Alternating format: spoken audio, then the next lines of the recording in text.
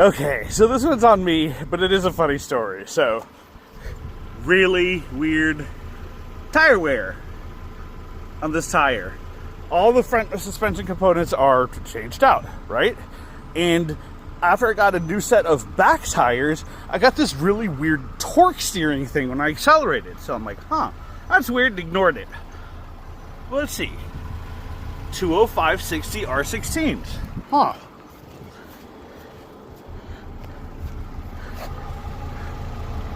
205/60 R16s. I mean, that's right.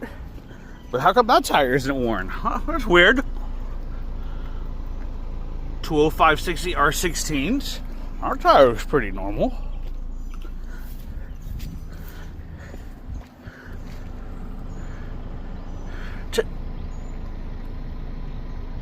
Hey!